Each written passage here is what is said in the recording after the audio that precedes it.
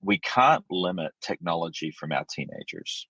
They're going to grow up in it. It's a fabric of our society today. Right. But what I can do is I can teach them to be amazing users of technology. I can teach them how to use it well, not to get caught in the riptide of technology in their lives, so that they can have a great experience in life. And it just takes some training and some understanding. Welcome to the Blended Family Coaching Show, where you'll discover how to move your stepfamily from just surviving to truly thriving. Grab your headphones and listen in as we share practical, real-life strategies for building healthy bonds, understanding the kids' perspective, romance and partnership, parenting with great teamwork, and yes, even co-parenting with a difficult ex. We're Mike and Kim Anderson, and we believe with the right tools, every step couple can overcome the common challenges of stepfamily life. Join us for authentic and sometimes comical conversations to discover how you can lead your family with confidence and create the future you really want. Well, hey, welcome everybody. We are so excited to have you on the Blended Family Coaching Show, just like we are every week. And we're super excited to have a special guest with us today. Yay! We want to introduce you to Rob Hayes St. Clair. Hey, Rob. Hi, thanks Rob. for joining us. Hey, good morning, everybody. It's great to be with you. Absolutely. Now, Rob is coming to us from right now in San Diego, California, where he lives with his wife, Edith. On the beach.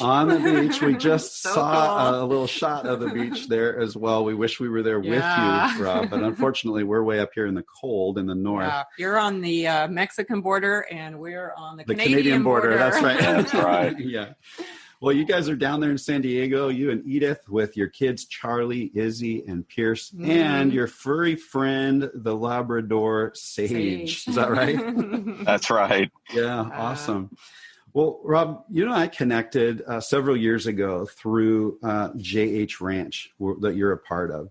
And I'm wondering if you might be able to tell us a little bit about what you do at the ranch, and then connect that with our topic today, which is all about tech and our kids. Mm-hmm. Could you share a little bit about that?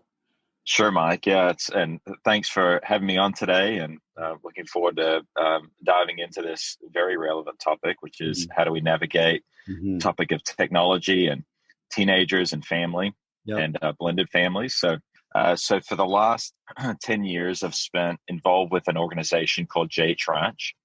JH is a U.S.-based ministry, and we have a niche program for parents and teenage kids, where we help parents give them practical tools on how to navigate the teen years. And we talk a lot about how to give them the right tools in terms of relationships, communication, and obviously technology is a big part of that. Yeah. We do that in an undistracted environment up in Northern California, almost on the Oregon border.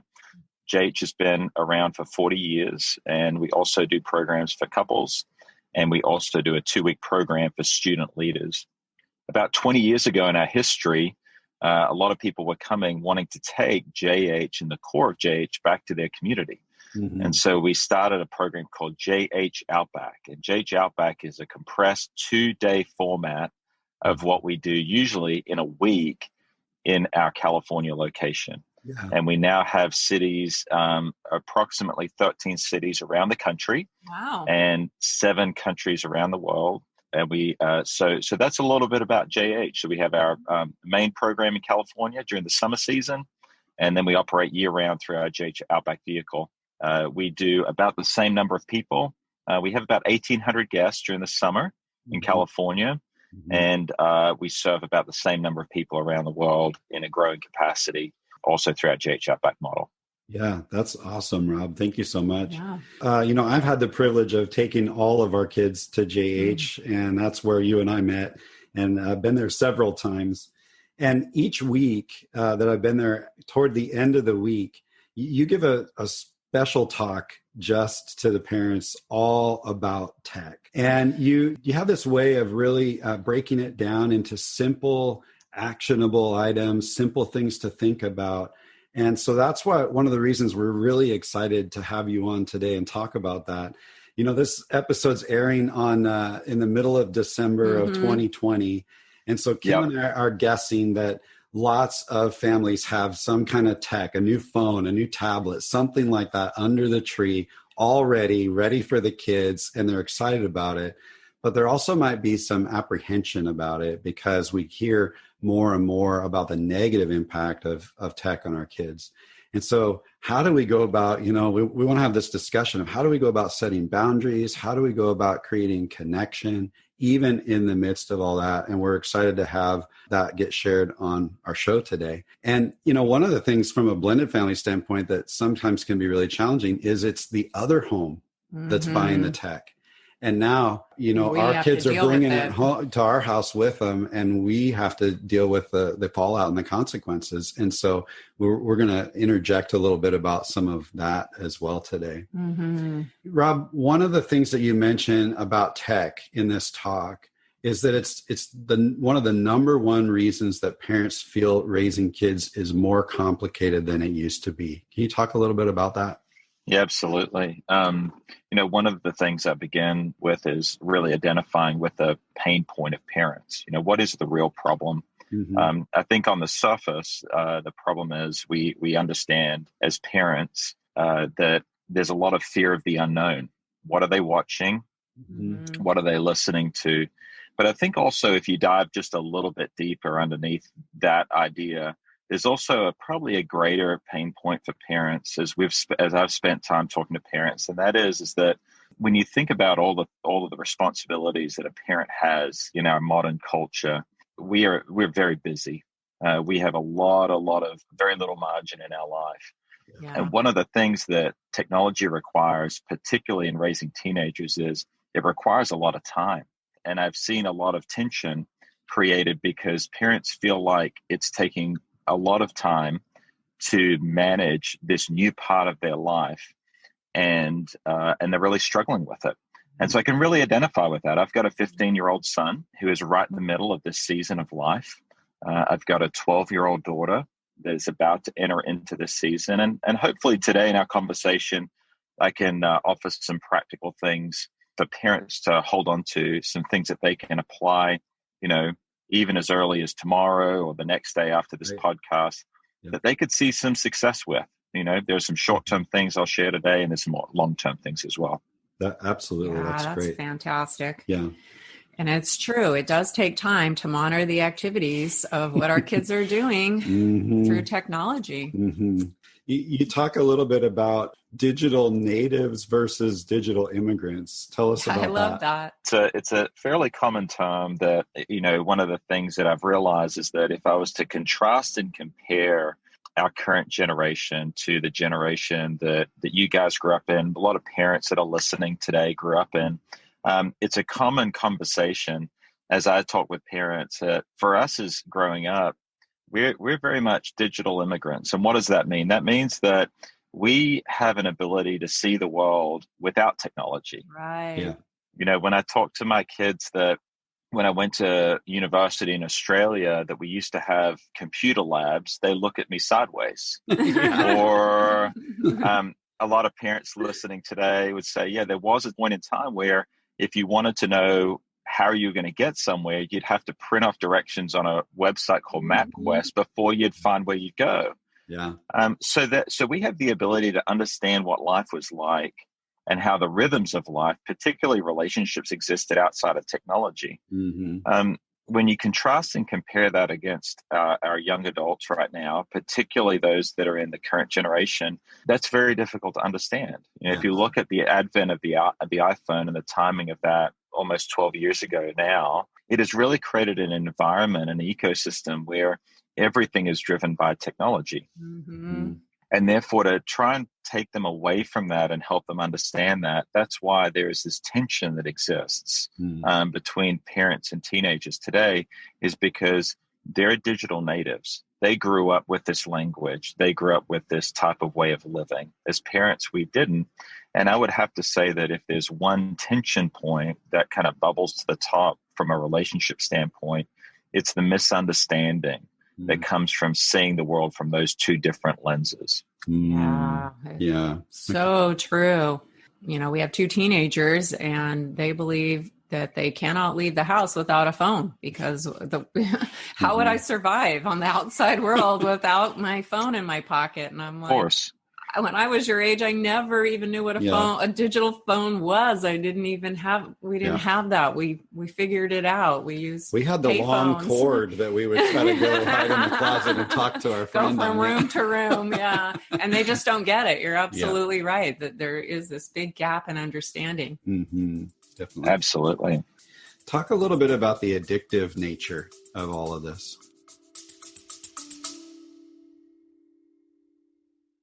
We're so excited to let you know about something brand new we've created just for you. We've realized that with so many episodes available here on the show, it might feel a bit overwhelming to find the topics that matter most to you. That's why we've created a simple tool for you to receive a personalized playlist focused on your current struggle or your biggest challenge. That's right. It's called the Blended Family Breakthrough Quiz. You'll answer just a few questions, and based on your responses, we'll email you a curated custom playlist of episodes that are specific to you. This simple quiz will direct you to the most impactful episodes that pertain to you personally and keep you on track in your journey of discovery, learning, and growth. So, scroll all the way to the bottom of the show notes for this episode and click the link to take the Blended Family Breakthrough Quiz today. Okay, let's get back to the discussion.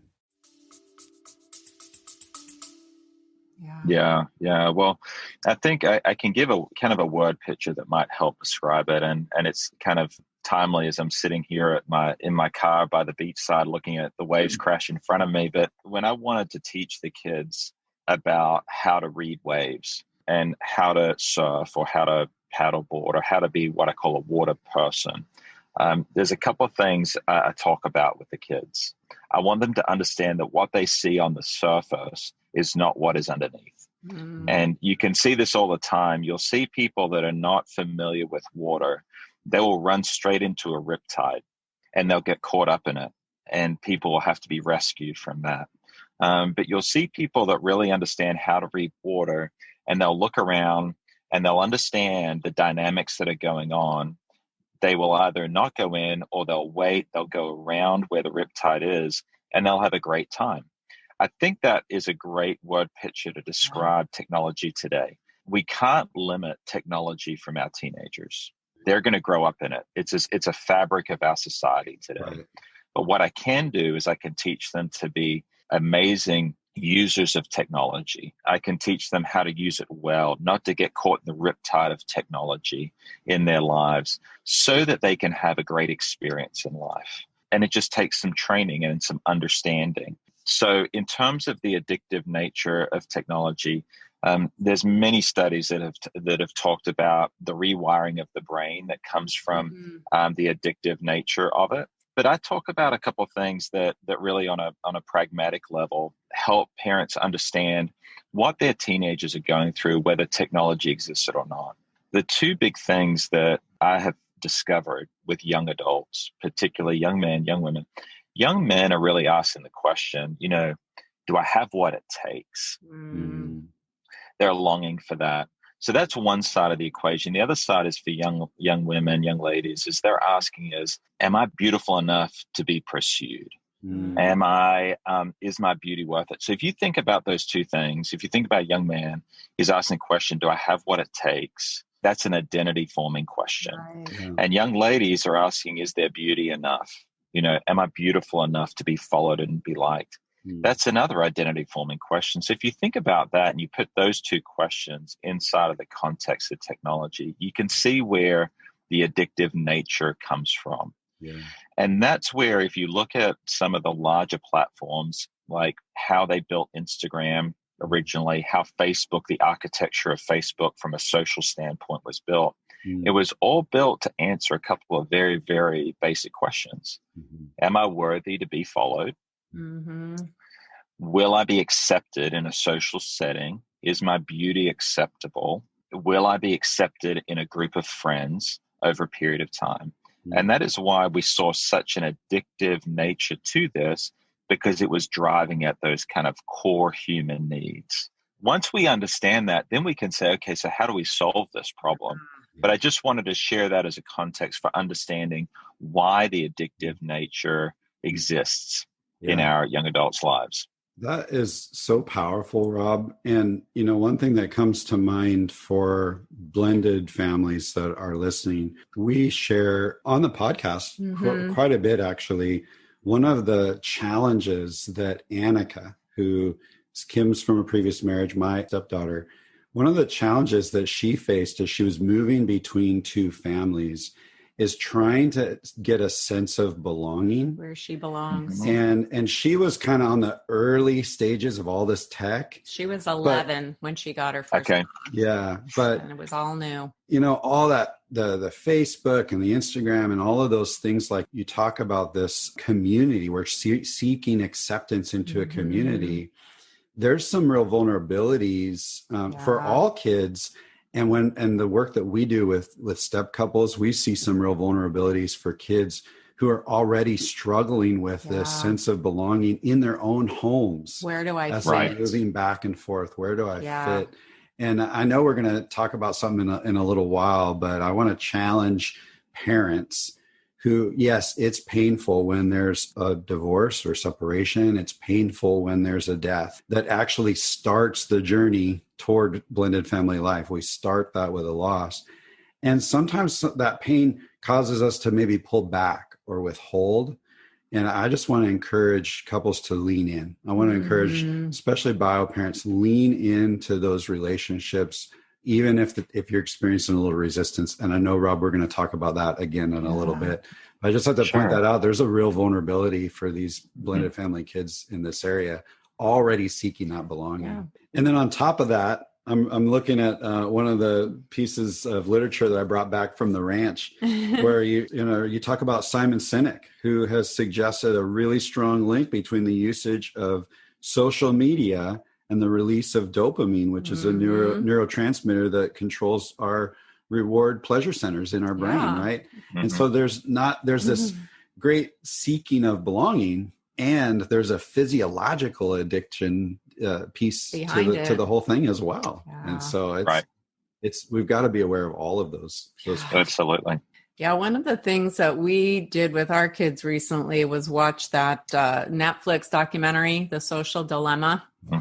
And as you know, it kind of goes behind the curtain of technology, but it also talks about the addictive tendencies and how it's impacting our kids. And it was interesting, at the end of the documentary, our 17-year-old daughter made the comment that, it's really telling if you're compelled to look at your phone every time it buzzes or vibrates, every single time you're reaching for your phone, then it seems like your phone is controlling you more than you're in control of when you use your phone. Yeah. And it was like, yes, exactly. That's what's happening. Yeah. And that's where we kind of want to dive in today. You share 5 ingredients that we all need as parents to help our kids navigate this tech in a really healthy way. Yeah. And so I brought those tips home, after hearing it a few times from you. I'm kind of thick sometimes. I needed to hear it a few times from you. But I've tried to bring those home and implement some of those in our own family. And I think we found them so useful in our blended family. And so that's a huge reason why we've invited you on and just said, hey, more people need to hear this. Yeah, of course. 5 ingredients are awesome. We'd love to hear more about that. So we're wondering if you'd be willing to just jump into those 5 ingredients with us today, and we can just talk about each one. Of course. Yeah. Well, let me ask you this. Which one do you think has been most helpful for you guys of those 5? That's a really great question. I think really 2, and it's really the first 2 ingredients for us. Yeah. 1, doing our best to create a rhythm of rest around the technology. Like, let's put it away and find connection time, and learning to do that kind of on a regular basis. And then the second one is teaching and modeling character that we want to see from our kids. So if we don't want them constantly on the phone while they're in front of us, or if they're trying to seek out things that are inappropriate in whatever fashion, we want to be really above reproach on that as well, as best as we can. I just can't ask them to do something I'm not willing to do myself. Yeah, so thanks for asking. Yeah. Well, we can walk through it, and would love your insights as from your expertise on what works and what doesn't work. It's interesting. You look for precedents of why things work, and the first thing I share with parents is I say, look, whether it's technology or not, we all need a rhythm of rest. Yeah. And where this principle, having a faith background, if you look through the ancient scriptures of how God created 6 days and then had a day of rest. Yeah. And why is that important for technology? I think it's because we were never designed as human beings, regardless of our faith background, to be on 24/7. That's right. There's rhythms. We have weekends. If you look at our society, we have rest at nighttime. And if you look at the stats today and you look at the increasing nature of screen time amongst teenagers, I think we could all agree as parents saying, we really need to hit the circuit breaker when it comes to this. Yeah.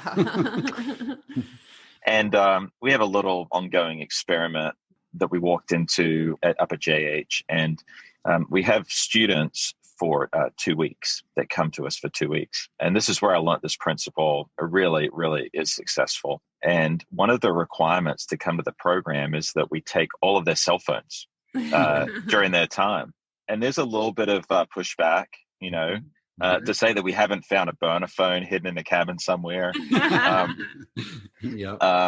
But it's really interesting. There's almost like a delayed 24 to 48 hour kind of detox period.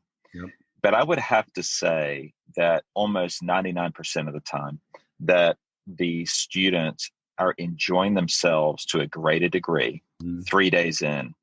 And I've had some really fascinating conversations with young adults, particularly those that are 15, 16, 17, 18. And I remember one of those conversations, one was with a group of high school seniors. They were 7 days into the program. I said, what's it been like not to have your phone for the past 7 days?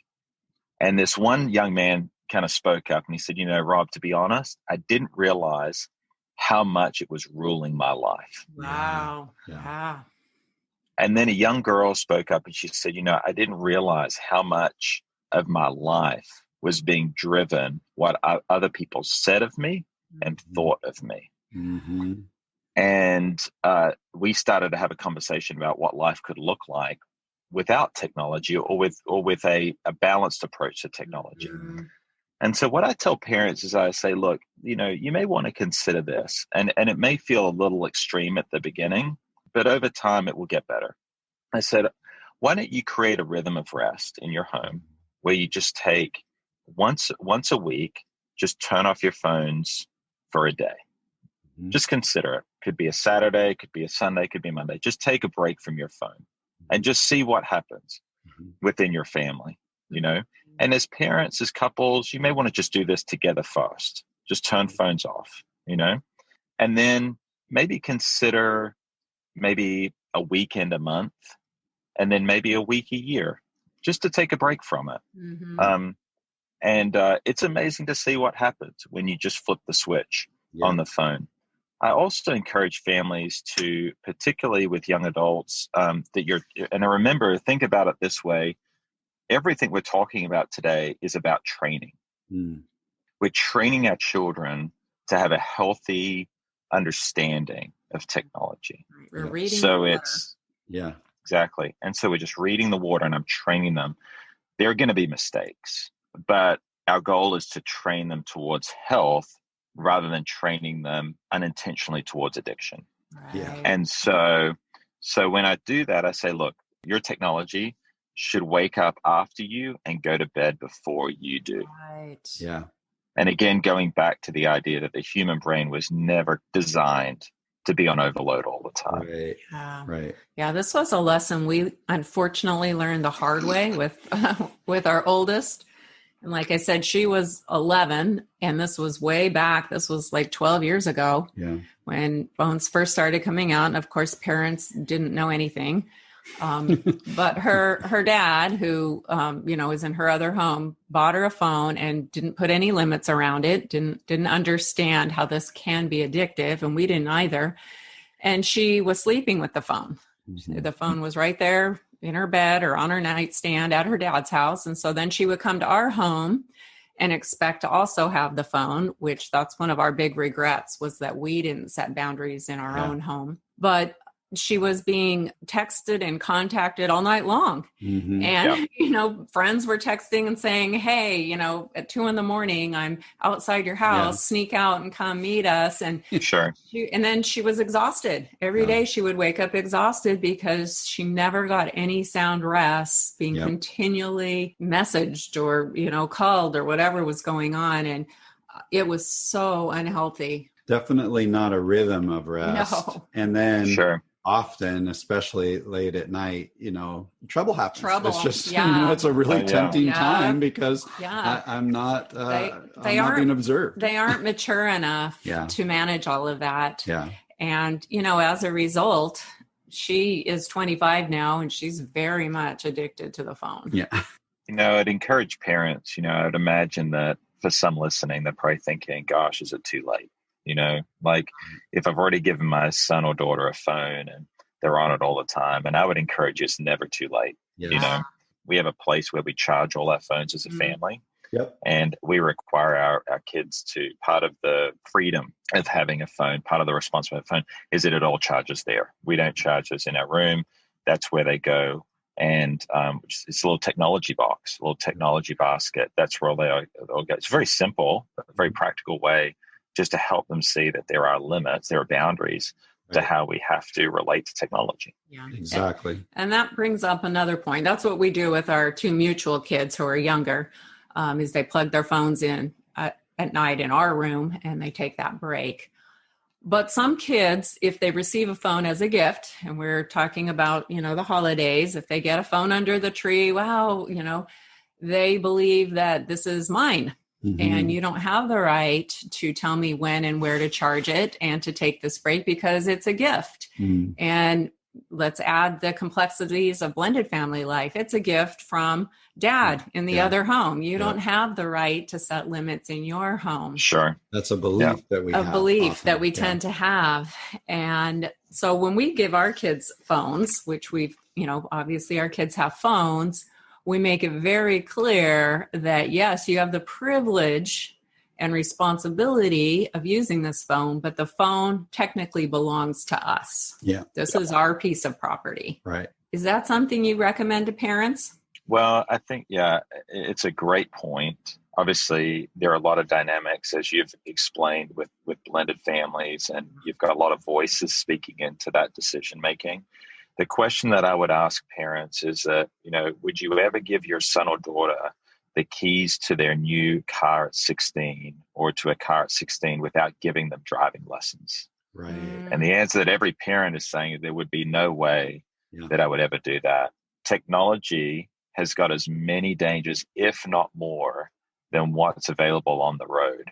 Right. So we have to mirror the responsibility to train our children in that.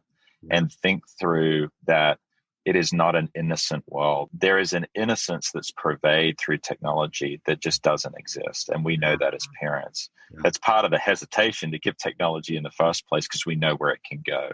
Right. So I think you have to ask the question, what level of training do I need to provide my children so they have the responsibility so they don't end up, in a technology wreck in a year. Yeah, totally. And that's a great analogy. I really love that. Yeah, that is. I can hear some couples already cringing, especially because that dynamic Kim talked about is, the ex is the one that gave him the phone.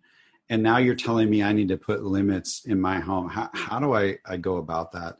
And, first, we just want to encourage couples who are listening to remember that your home is your domain. Yes. And you don't have to allow the other parent to dictate the boundaries that are within your home. Yeah. And we have lots of other episodes and places where we talk about that kind of thing.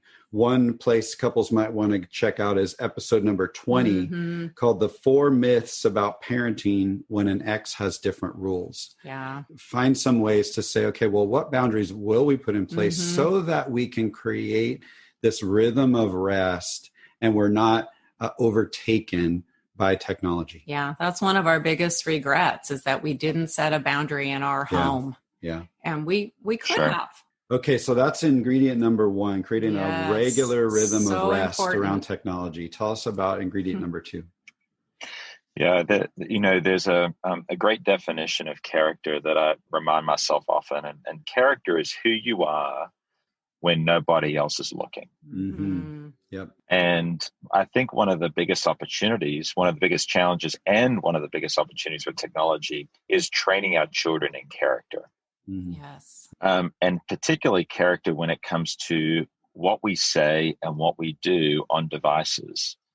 We are everything when we talk about being parents, and even when you think about the transition that we make from teenage to young adult, the success of that transition is based on things like accountability, having mentors in our life, having people that can help guide us. Technology has the ingredients to kind of help us avoid some of those things, which therefore can create a lot of dangers for us. A great example of this is that for a lot of parents out there, one of the biggest trends that's happening right now is that obviously we're well beyond the trend of moving from Facebook to Instagram, of course. But there is a big migration away from Instagram right now. And if you've got a son or daughter that's in the 13, maybe as young as 12, depending on the age of your children, all the way up to 18, one of the biggest migrations is from Instagram to Snap.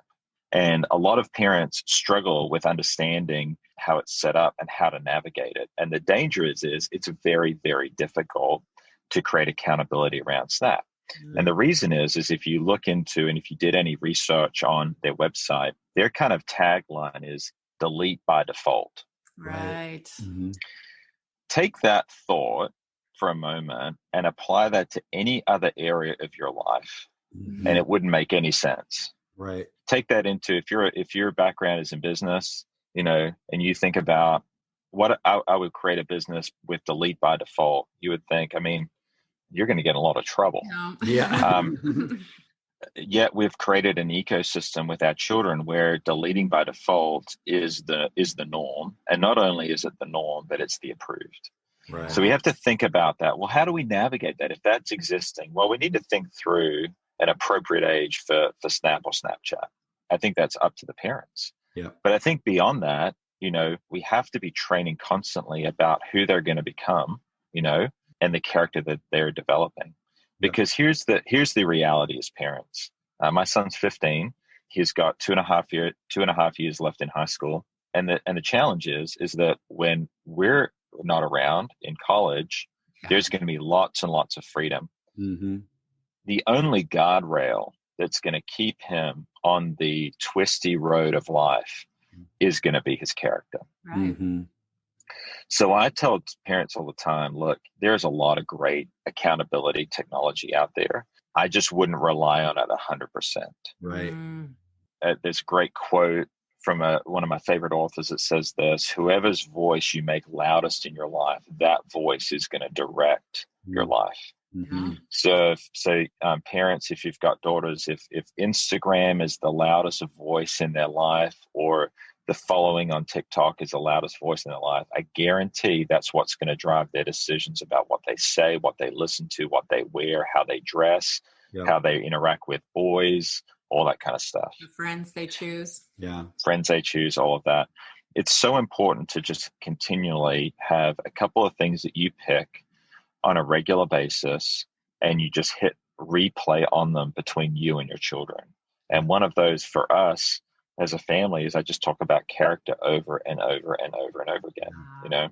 As a teenage boy, my son can't hear enough about character in this world that they live in, because at the end of the day, if I do allow him on Snapchat, and we have a love-hate relationship right now with Snapchat, and that is that I can't see what some people are saying. Right. Yeah. That's the challenge. But he has to make decisions ultimately because he's becoming a young adult. That's right. So character is key. And understanding that and having the ability to talk to him about that on a regular basis is one thing that I really encourage parents to do. Absolutely. Yeah. We want to be able to put on display an honorable character. We talk about that. Jacob, my son, and I talk about that a lot. Of what does it look like to have an honorable character. And what does that really mean? And how do we go about living that? Sure. And if I'm not willing to model that as best as I can to him, then the chances of him doing something with that in his own way, with his own choices, is pretty slim. Yeah. A friend of mine said it recently so well. He said, Rob, it takes a lifetime to develop a great reputation. Mm-hmm. It takes a day to ruin it. Yeah. So true. And character is the bedrock of a great reputation. Yeah. And our opportunity as parents, I think one of the greatest blessings of having children is to build character into them. That's where we get to have a legacy with our children. That's where we get to pass on our value system to our children. And it all is within the playing ground of character. Yeah. So, yeah, one of the things we really encourage blended families to do is to identify what your values are as a family, so that when you're instilling guidelines and limits, instead of, pointing out all the rules, the do's and the don'ts, you point out the value behind that limit. Mm-hmm. So the value around cell phone usage can be, we want to learn moderation. Yeah. And that can be around self-control. We've had some couples choose self-control as a value. Responsibility. That's right. Rest and rhythm. We already talked about that. Yeah, absolutely. One of the great things about focusing on values is that it goes above the rules. It transcends the rules. And we don't have to be regularly pointing out kind of the little, we would call them maybe nitpicky rules, but we transcend that by pointing to a value. And it gives us the opportunity to invite the children into their own thought process around how their behavior connects to these values that we've been talking about. And to what they want for their future. Exactly. So rules are more based on what we want from you. We want you to do this. We don't want you to do that. Whereas values are more what we want for you. Yeah. We want you for great. You. And I imagine, again, just as people are listening to this, some of the challenge that can come up is, hey, my kids are only here 50% of the time. Yeah. Mm-hmm. And over in the other home, the values, I can't control that they maybe install Snapchat when they're over there and then uninstall it while they're here. And you're right, you don't have control over that. But I do want you to know, that the kids are who are moving between two homes, they're observing the benefits, the upside, as well as the downside of the two different sets of values. And there will be a time when they move forward that they have to choose for themselves.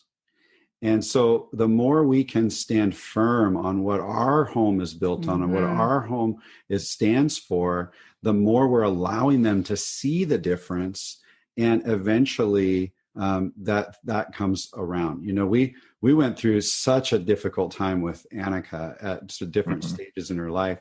Now at 25, she's coming back and repeating things we said 10, 15 years ago that we didn't think she was listening to at all. Yeah. But we're learning that actually went in. Yeah. She heard it. And now she's making choices in her young adulthood that often will say, you know what, I think this might be a better way. And I think I'm going to try that way. Yeah. We believed erroneously that the lack of values in the other home, that voice was louder than our voice. And that's just not the case. That's right. Don't fall for that. Don't let yourself. Right.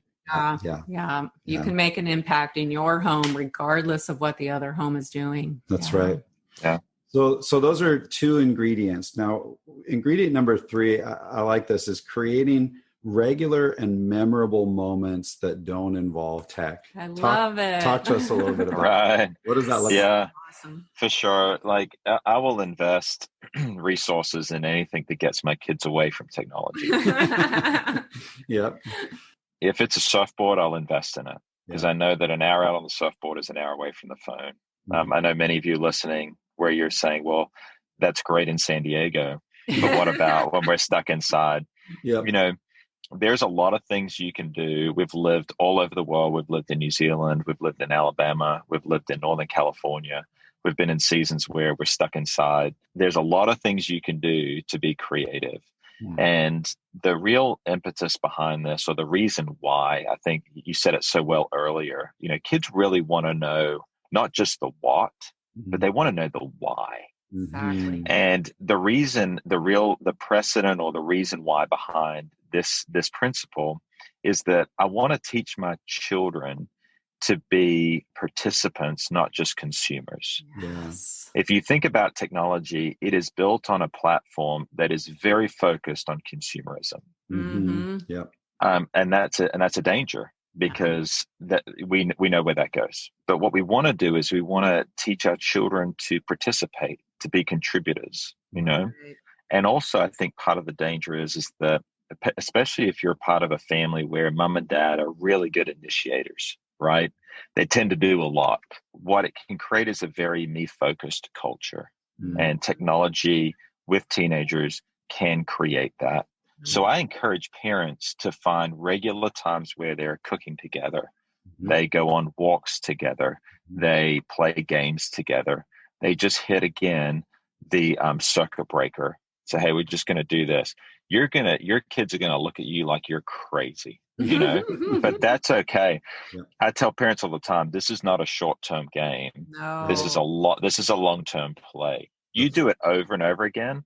This is what you'll find is that they'll say, can we play a game? Yeah, Can we cook together?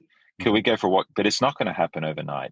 Right. No. You've got to start that rhythm. The holidays is a great time to do that. Yeah. Find some traditions, do some things that you love to do together. Yeah, and the scary thing about these social media platforms is that they give the illusion of participation, right? I posted, I gave my opinion, I sent out that picture. They think they're participating in something, but they're really not. It's an illusion. Yeah, it's challenging. Yeah, one other quick thought for parents is that, particularly in an environment where we've got a lot of learning happening from home, and there's a high use of technology right now. Right. We've challenged our children to start businesses, to figure out how to make money. We want to teach them how to problem solve.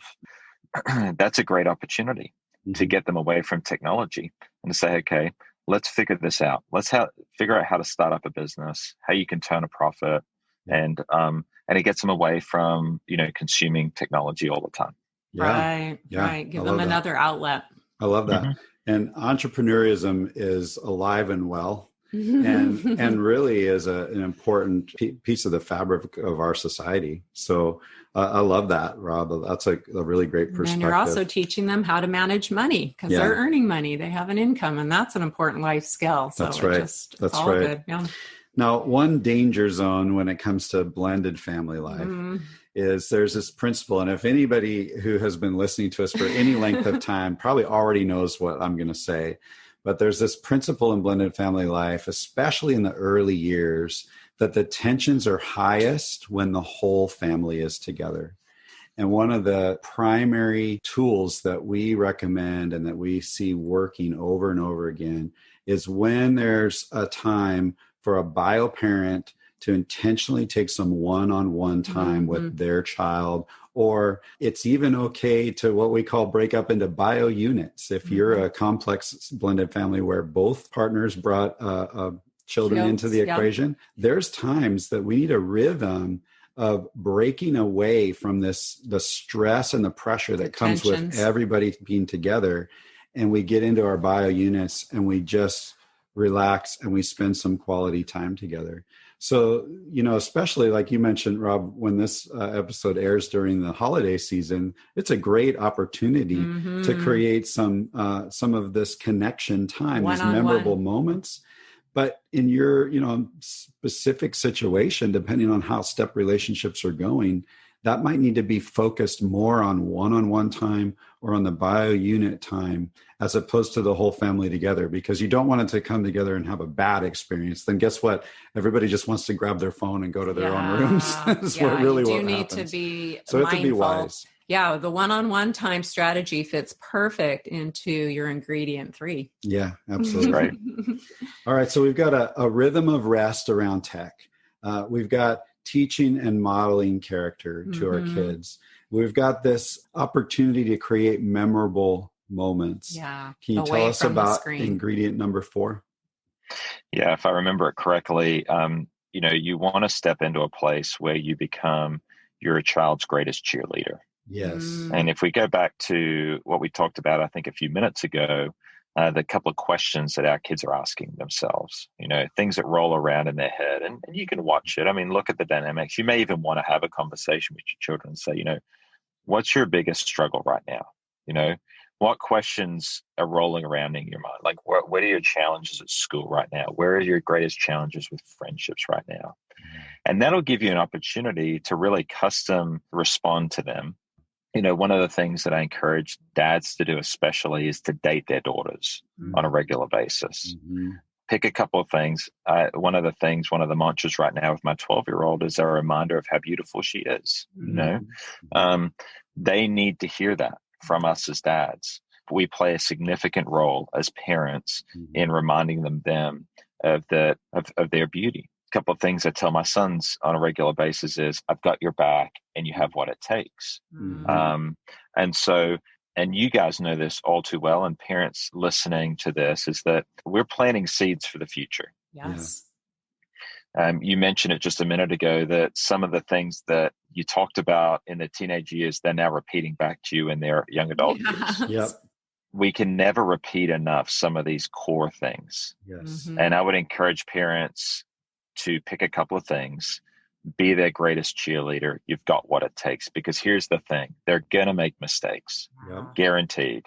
They're going to have a moment where you go, what were you thinking, when you did that? And I'd almost encourage parents as well. Part of the role of cheerleading is being prepared when they do make that mistake, because it will come. You'll see that picture on a phone.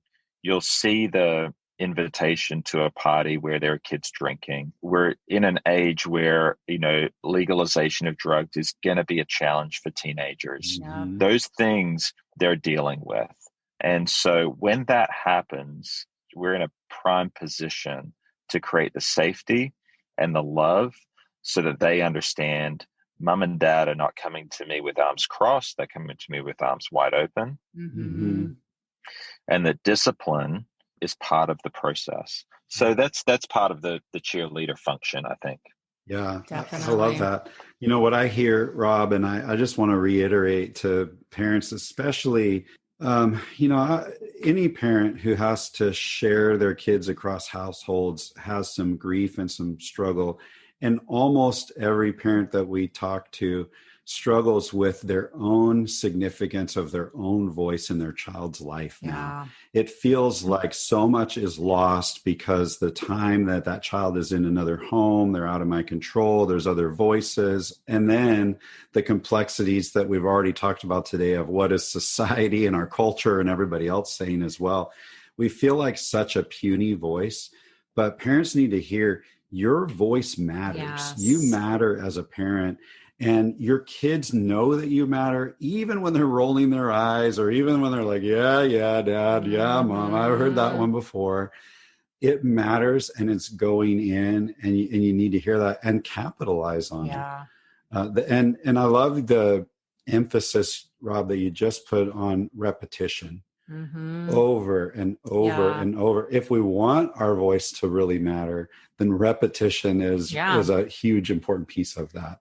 These conversations that you're talking about initiating, asking what's rolling around in your head, that's really sending them the message to your kids that I'm here for you emotionally. I'm a safe place for you to unpack some of these feelings, some of these troubling thoughts that might be going on. And that's such an impactful message to speak over and over. I'm here for you emotionally. One question I get often is, it can sometimes feel like very much a solo sport when it comes to setting boundaries. Consider that, you look across the fabric of a grade and you say, well, I'm sure parents have heard this. They've heard, well, everybody's got a phone. I'm the only one without a phone, or everybody's got Snapchat and I don't have Snapchat, or everybody's got this. So the truth of the matter is, there's never an everybody. Yeah. Right. Because if you were to bring all the parents together, they would probably all at some level raise their hand and say, we're struggling too.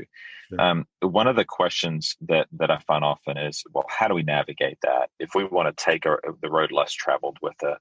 And I encourage parents to find a coalition of parents that have a similar set. It's so much easier when your daughter or your son is getting in the car with another family and they've got a similar direction that they're going in related to technology. We're finding that with our daughter right now, and we're building a coalition of parents. We're talking about it together. We're talking about where we'd like to see them go. We're talking about things that we want to encourage and reinforce with the girls related to that. We've found that real measure of success with that 15-year-old son, with the type of families he's hanging out with on a regular basis. They're speaking the same language you're speaking. And they're coming home and saying, you know what? So-and-so's parents said this today. It reminds me of what you said. And all of a sudden it goes back to the fact that repetition does work, being reminded. And therefore that voice that you're struggling to emphasize that you talked about in blended families can be reinforced. So coalition is great. Yes. I love that thought, Rob. Thank you for sharing that. It makes me think a little bit as well back to the very first time that I brought Annika out to the ranch, out to JH, and being immersed with this group of like-minded people. And there were a couple of things that were going on in there. One, simply approaching her as a stepdaughter to say, I want to go and spend this time with you. Would you be willing to join me? And that spoke volumes to her of my acceptance of her and my love for her and my desire to be connected to her. And then we experienced this week where we're both looking around and going, there's a whole lot of other people that want to build character and connect and do some of these same things that we've been talking about. None of them have their phones. and nobody had phones. Yeah.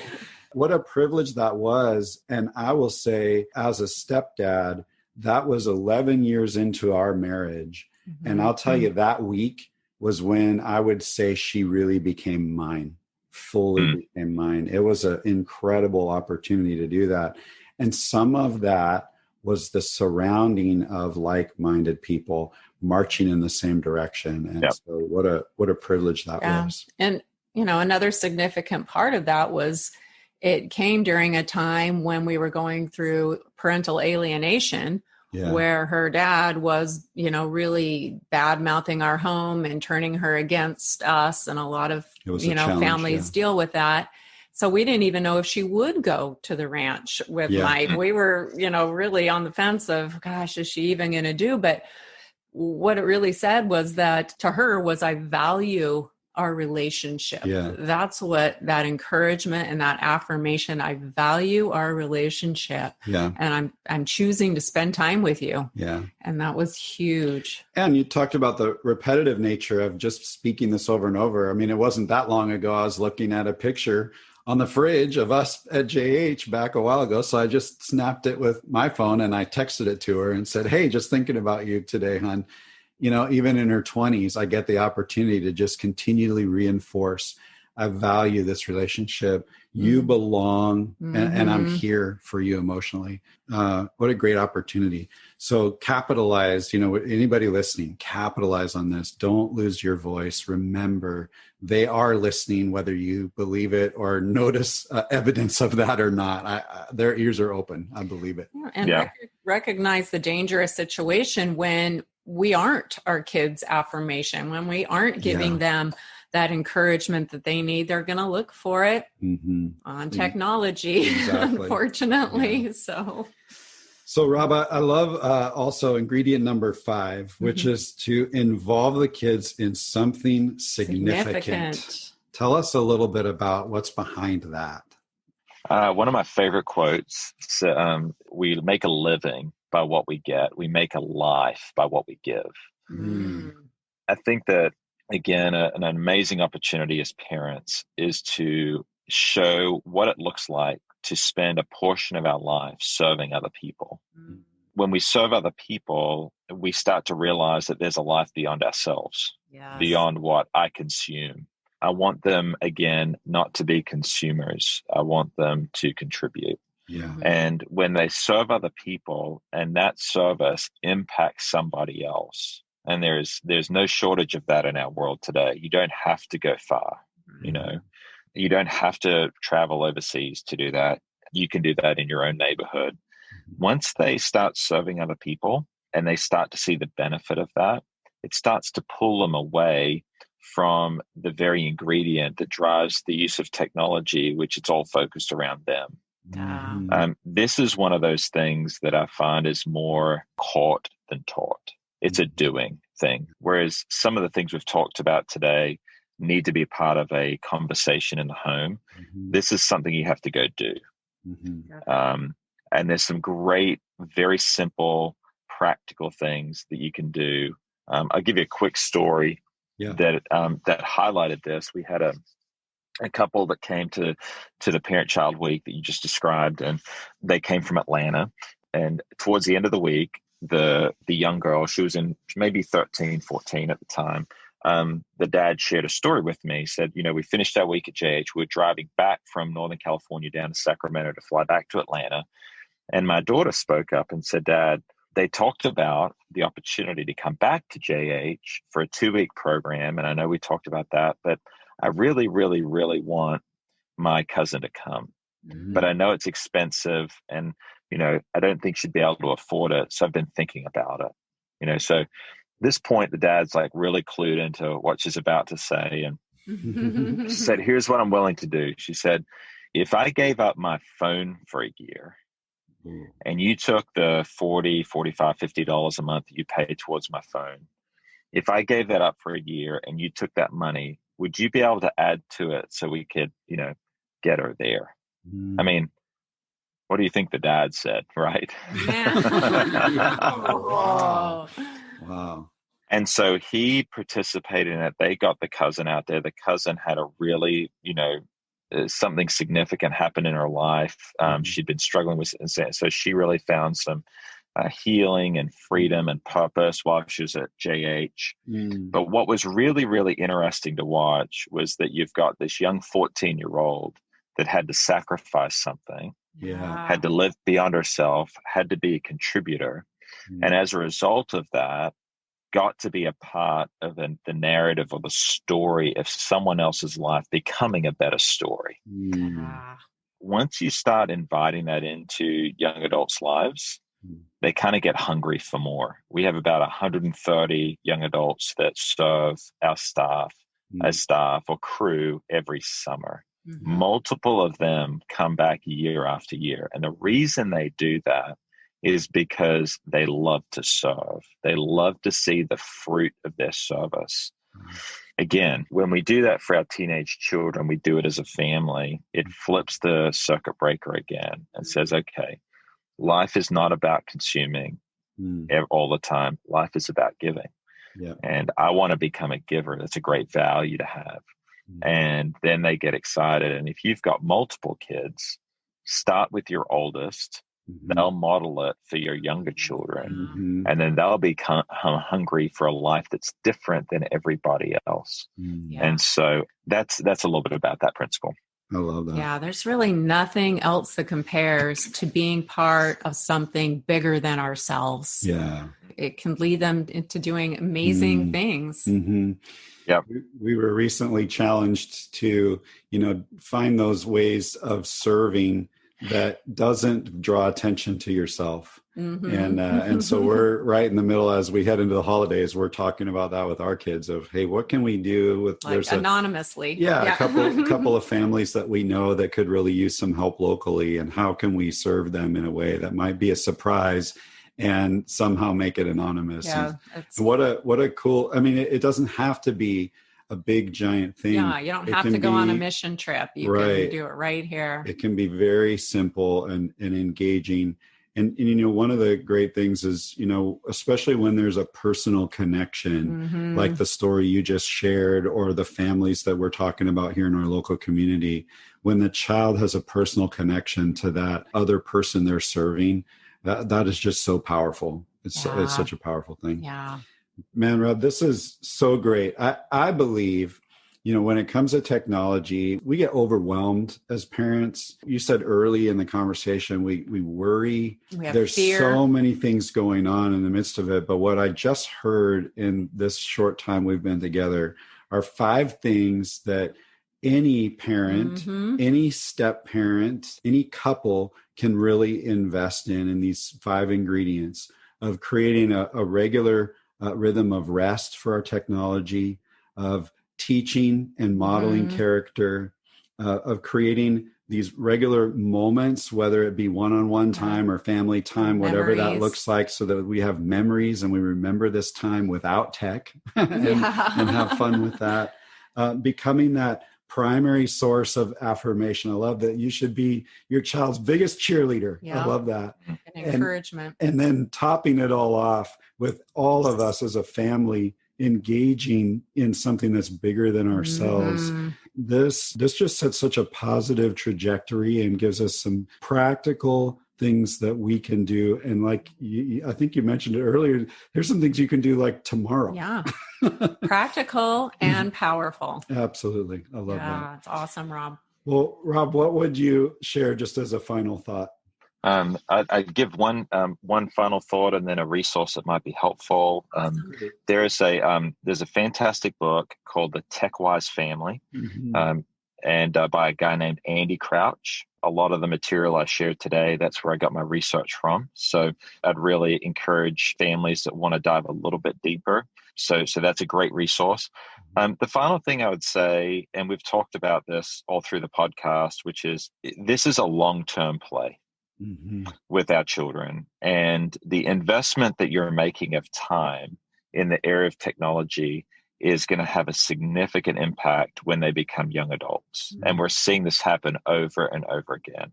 So to encourage parents where it does seem like technology can feel a little bit out of control, that the investment that you make as parents, you're in the greatest position to have the biggest impact when it comes to your son or daughter understanding how to have a healthy relationship with technology so that they can have healthy relationships in every other area of their life. Rob, that's such a great reminder, and I'm appreciative of it because it's something I need to be reminded of and to hear over and over as we continue to watch our 2 teenagers get ready to launch into adulthood.